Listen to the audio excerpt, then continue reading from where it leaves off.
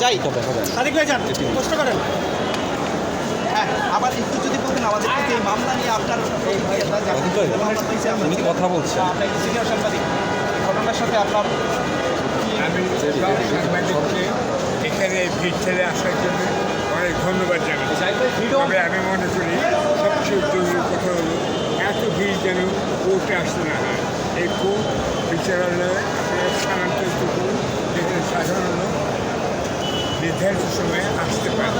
আমি নিশ্চিত ছিলাম না ঠিক কথায় আসতে পারবে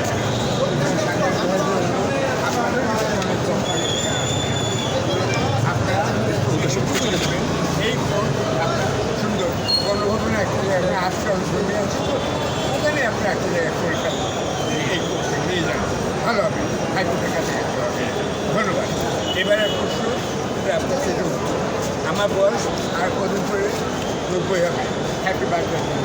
11 নভেম্বর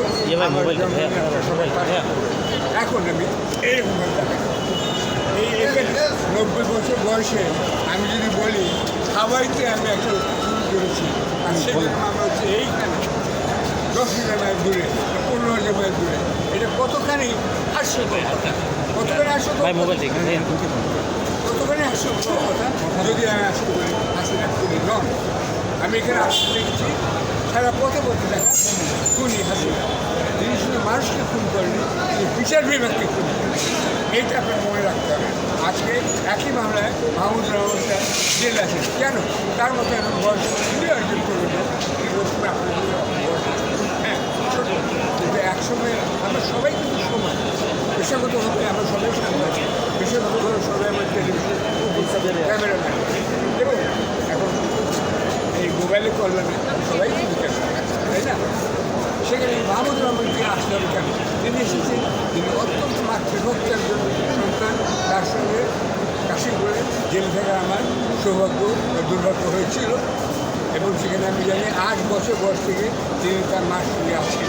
এবং এই মা এত অসুস্থ বলে তিনি এত ঝামেলা সত্য তিনি এসেছেন। আপনি ঢুকাই দিচ্ছেন তাকে তো আজকে কোর্টের অনুমতি দেওয়া উচিত।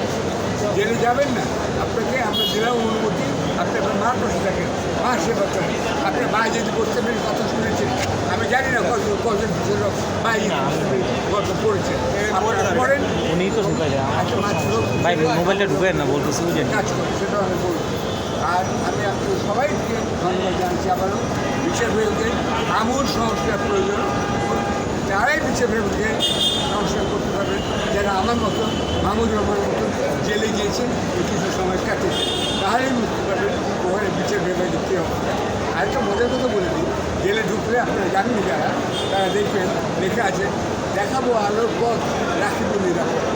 এইটা হচ্ছে স্লোগান জেলখানা। চতুর্দিক সুন্দর সুন্দর কথা লেখা আছে।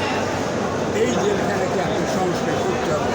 আপনারা লন্ডনের জেলখানার ছবি দেখুন, যে কোনো জায়গায় ছবি দেখুন, মানুষগুলো সেখানে নিরাপদে আছে।